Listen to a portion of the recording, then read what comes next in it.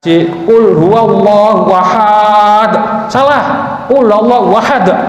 Ibunya hafidho, ya, hafal surat Al-Ikhlas maksudnya.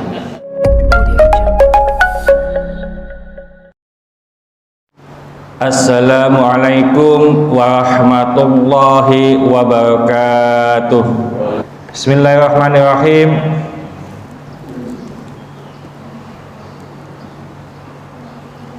Wa an aliyin radhiyallahu anhu qol, dari Sayyidina Ali, mudah-mudahan Allah meridhoinya, ia berkata, kana Rasulullah sallallahu alaihi wasallam, adalah Rasulullah sallallahu alaihi wasallam, yuqri'unal Qur'ana, beliau membacakannya kepada kami Al-Quran, malam yakun junuban, selama beliau tidak junub.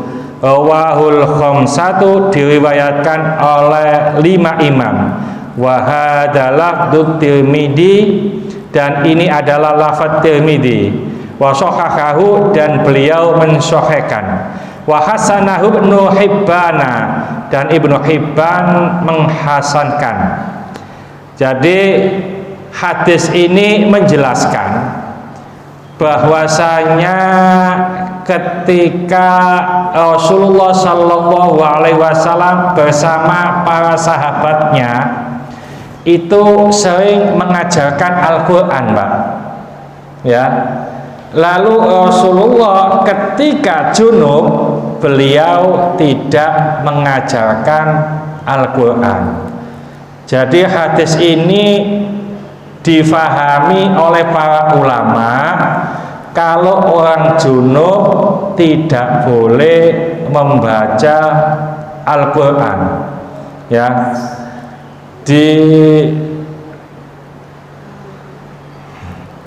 Termasuk ibu-ibu, termasuk orang yang haid. Nah, masalah haid ini ada ikhtilaf para ulama. Ada sebagian ulama yang mengharamkan orang haid itu membaca Al-Quran, karena dikiaskan bahwa orang haid itu adalah hadas besar, orang junub juga hadas besar, ya. Orang haid itu tidak boleh berdiam di masjid, lalu orang junub juga tidak boleh berdiam di masjid. Jadi hampir sama. Oleh karena itu orang haid dan orang junub ini juga tidak boleh membaca Al-Quran. Tapi ada sebagian ulama yang lain itu memperkecualikan orang junub tidak boleh membaca Al-Quran, orang haid diperbolehkan, utamanya di madhab Maliki. Jadi madhab Maliki itu siapapun boleh membaca Al-Quran, baik orang junub maupun orang yang haid. Oleh karena itu kadang-kadang guru-guru TPQ itu pas haid itu bisa beralih ke madhab Maliki. Lalu sebagian madhab Syafi'i itu masih diperkenankan orang haid itu apabila murojaah, umpamanya dia hafidhoh, itu sebagian madhab Syafi'i itu masih diperkenankan murojaah dari Al-Quran. Jadi hafalannya diulang-ulang, ya, ini masih diperbolehkan. Tapi sebagian madhab Syafi'i, baik itu mahafidhoh maupun tidak, kalau junub, kalau haid itu tidak diperbolehkan. Wallahu a'lam, ya. Atau dalam keadaan darurat,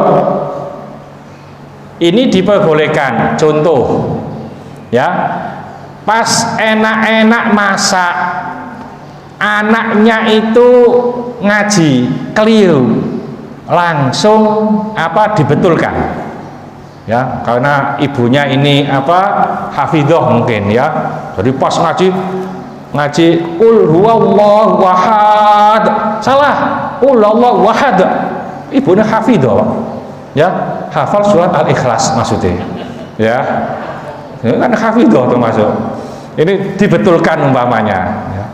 Atau membaca Al-Quran, niatnya tidak membaca Al-Quran, tapi niatnya berdoa, dan itu sedikit. Contoh, Bismillahirrahmanirrahim, itu Quran, Pak. Alhamdulillahirabbil alamin, itu Quran. Tapi niatnya tidak membaca Al-Quran, tapi niatnya niat doa. Inna lillahi wa inna ilaihi raji'un, ada meninggal. Itu niatnya bukan membaca Al-Quran, ya. Ya, lalu subhanalladzi sakhkhara lana hadza wa ma kunna, dan seterusnya itu. Pas kita naik kendaraan, itu masih diperbolehkan bagi ulama yang mengharamkan apabila ada orang haid membaca Al-Quran, ya. Sedikit boleh, tapi tidak dalam rangka membaca Al-Quran, tapi niatnya niat doa, ya. Jadi orang junub di sini, Rasulullah ketika junub tidak mengajarkan Al-Quran, itu dipahami oleh sebagian ulama, ya. Nah, tapi dalam hal-hal tertentu darurat masih diperkenankan, ya. Bismillahirrahmanirrahim. Wal 'ashri innal insana lafi khusrin illal ladzina amanu wa 'amilus sholihati wa tawashaw bil haqqi wa tawashaw bis sabr. Subhanaka wa bihamdika asyhadu an la ilaha illa anta astaghfiruka wa atubu ilaik. Assalamualaikum warahmatullahi wabarakatuh.